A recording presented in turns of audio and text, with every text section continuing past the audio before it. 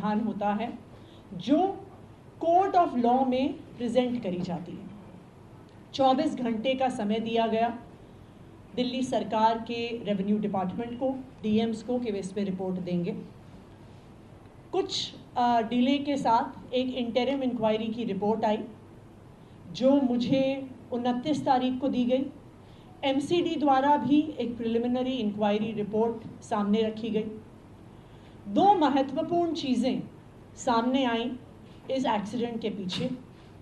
सबसे पहला, जो ड्रेन उस एरिया में वाटर लॉगिंग के लिए जिम्मेदार था, उस पर वहाँ के सारे कोचिंग सेंटर्स ने इंक्रोचमेंट किया हुआ था, जिसकी वजह से ड्रेन से पानी नहीं निकल पाया। दूसरा एक महत्वपूर्ण कारण अभी सामने आया है कि बेसमेंट में जिस प्रकार कोचिंग सेंटर्स क्लासेस चलाते हैं, कोचिंग सेंटर्स की लाइब्रेरी थी, वो 100% इलीगल था। जो बिल्डिंग डिपार्टमेंट द्वारा इस कोचिंग सेंटर को परमिशन दी गई थी, उसमें बेसमेंट का प्रयोग सिर्फ और सिर्फ पार्किंग और स्टोरेज के लिए किया जा सकता था। जो बाकी इंक्वायरी रिपोर्ट है वो अभी 7 दिन में आएगी, लेकिन प्रिलिमिनरी इंक्वायरी रिपोर्ट के आधार पर ही एमसीडी ने तुरंत कार्रवाई शुरू कर दी। सबसे पहले जो जेई जिम्मेदार थे वहाँ पे ड्रेन की मेंटेनेंस के लिए, जिनकी जिम्मेदारी थी ये देखना कि ड्रेन पर इंक्रोचमेंट ना हो, जिसकी जिम्मेदारी थी ये देखना कि किसी भी प्रकार की इलीगल एक्टिविटी वहाँ पर फील्ड पर नहीं चल रही है, उस जेई पर सख्त से सख्त कार्रवाई हुई और उसको एमसीडी से टर्मिनेट कर दिया गया है। उसको परमानेंटली नौकरी से निकाल दिया गया है। दूसरा, जो एई थे, असिस्टेंट इंजीनियर, उनको तुरंत सस्पेंड कर दिया गया है, क्योंकि इनकी जिम्मेदारी थी फील्ड ऑफिसर होने के नाते कि जो ड्रेन वहाँ पर बनी हुई है वो फंक्शनल है कि नहीं, वो उनको इंश्योर करना था। उनकी जिम्मेदारी थी कि जिन परमिशंस के आधार पर वहाँ पर बिल्डिंग कंप्लीशन सर्टिफिकेट दिया हुआ है, क्या उन रूल्स और रेगुलेशंस को फॉलो किया जा रहा है या नहीं किया जा रहा। इसलिए इन दोनों अफसरों पर तुरंत कार्रवाई करी गई। मैं आज दिल्ली के लोगों को और देश के लोगों को ये भरोसा दिलाना चाहती हूँ कि जैसे ही पूरी इंक्वायरी रिपोर्ट सामने आएगी और अगर इन अफसरों के अलावा और कोई भी अफसर जिम्मेदार पाया गया जिसके अपनी ड्यूटी ना करने की वजह से इतनी बड़ी त्रासदी हुई, चाहे वो अफसर एक जूनियर अफसर हो, चाहे वो सीनियर मोस्ट व्यक्ति हो, किसी को भी बख्शा नहीं जाएगा। उन पर सख्त से सख्त कार्रवाई करी जाएगी। जो मैजिस्ट्रियल इंक्वायरी रिपोर्ट है ये 6 दिन के अंदर आएगी और उसके आधार पर जिन जिन की भी गलती पाई जाएगी उन पर सख्त से सख्त कार्रवाई होगी। ना सिर्फ जेई और एई को सस्पेंड किया गया, जैसे ही पता चला कि ड्रेन की इंक्रोचमेंट की वजह से वाटर लॉगिंग हुई है, मेयर शैली ओबरॉय जी ने आदेश दिए, एक बुलडोज़र को तुरंत राजेंद्र नगर भेजा गया। जहाँ जहाँ पर भी कोचिंग सेंटर्स ने ड्रेन पर इंक्रोचमेंट किया है, उस इंक्रोचमेंट को हटाया गया कि ड्रेन प्रॉपरली फंक्शनल हो जाए। ना सिर्फ इतना, दिल्ली में जहाँ पर भी कोचिंग सेंटर्स बेसमेंट में क्लासेस चला रहे हैं, कोचिंग सेंटर्स इलीगली बेसमेंट में लाइब्रेरी चला रहे हैं, उन पर भी पिछले 3 दिन में सख्त कार्रवाई हो रही है। पिछले 3 दिन में राजेंद्र नगर, मुखर्जी नगर, लक्ष्मी नगर, प्रीत विहार एरियाज़ में कोचिंग सेंटर्स की बेसमेंट्स को सील किया गया है। 30 ऐसे बड़े बड़े कोचिंग सेंटर्स हैं जिनकी बेसमेंट सील हुई हैं, जिसमें दृष्टि आईएएस, बाजीराव, श्रीराम, संस्कृति एकेडमी, आईएएस गुरुकुल शामिल हैं। इसके अलावा 200 और कोचिंग सेंटर्स को नोटिस दिए गए हैं और आज भी बेसमेंट्स की सीलिंग जारी रहेगी। लेकिन मैं दिल्ली के लोगों को ये भी बताना चाहूँगी कि चाहे बेसमेंट की सीलिंग हो, चाहे ड्रेन पर से इंक्रोचमेंट हटाना हो, ये सारे शॉर्ट टर्म मेजर्स हैं।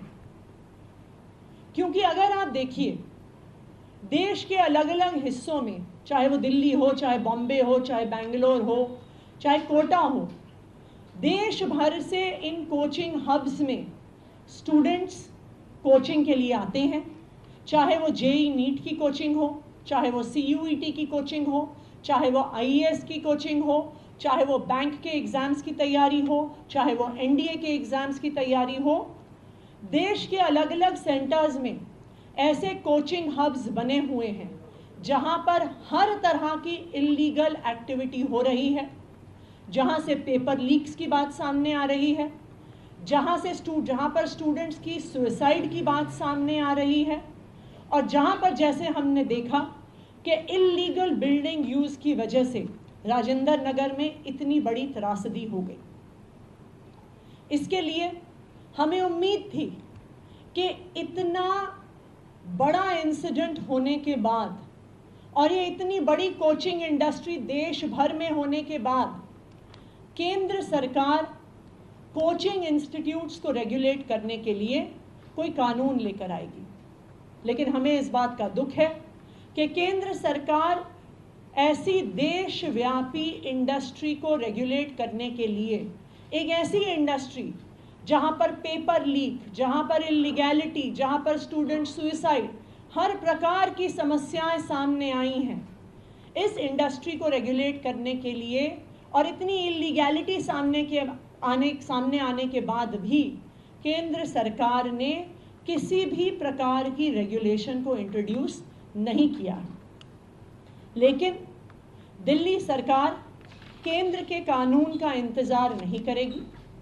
जिस प्रकार से प्राइवेट स्कूल्स को एक कानून के तहत रेगुलेट किया जाता है, जिस प्रकार से प्राइवेट हॉस्पिटल्स को, नर्सिंग होम्स को एक कानून के द्वारा रेगुलेट किया जाता है, उनके इंफ्रास्ट्रक्चर की गाइडलाइंस बनती हैं, उनकी रेगुलर इंस्पेक्शंस होती हैं, उनको रिकग्निशन दी जाती है, उसी तरह से दिल्ली सरकार, अरविंद केजरीवाल जी की सरकार एक कानून लेकर आएगी जो दिल्ली में चल रहे सारे कोचिंग इंस्टीट्यूट्स, चाहे वह IAS, IIT JEE, NEET, CUET, NDA, किसी भी एग्ज़ाम्स की तैयारी करवा रहे हों, उन सबको रेगुलेट करने के लिए दिल्ली सरकार एक लॉन्ग टर्म सोल्यूशन के तहत एक कोचिंग इंस्टीट्यूट्स रेगुलेशन एक्ट लेकर आएगी।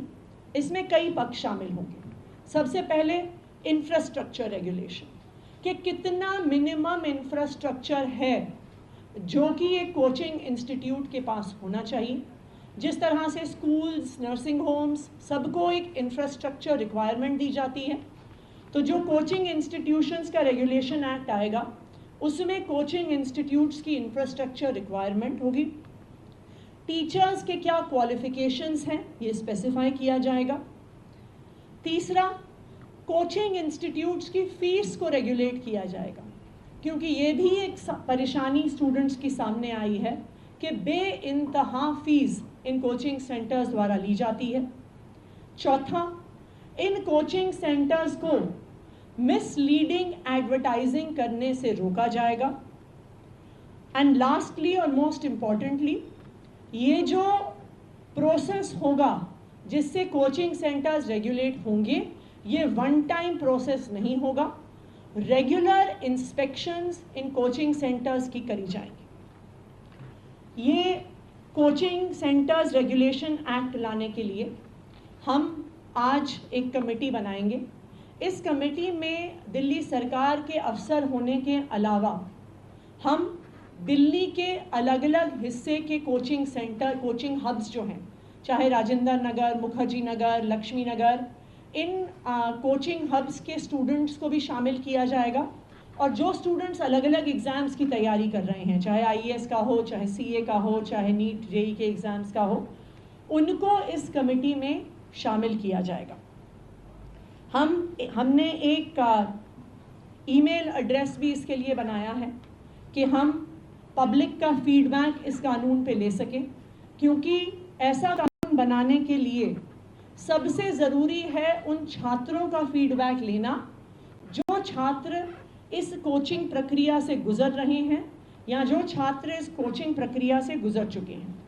मैं ईमेल एड्रेस अनाउंस कर रही हूँ, coaching.law.feedback@gmail.com, coaching.law.feedback@gmail.com, coaching.law.feedback@gmail.com।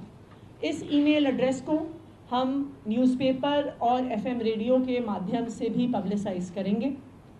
मेरा दिल्ली के सभी लोगों से ये अपील है और ख़ासकर के छात्रों से ये अपील है कि आप अपना फीडबैक ज़रूर दीजिए। जो कोचिंग में स्टूडेंट्स पढ़ रहे हैं उनकी रिक्वायरमेंट के हिसाब से इस एक्ट को बनाया जाएगा, रेगुलेशंस को बनाया जाएगा। हमारा ये मानना है कि ऐसा कानून ही एक लॉन्ग टर्म सल्यूशन है इस प्रकार की इलीगैलिटी और इस प्रकार की इरेगुलरिटी जो कोचिंग इंडस्ट्री में चल रही है उसको एक लॉन्ग टर्म सल्यूशन देने।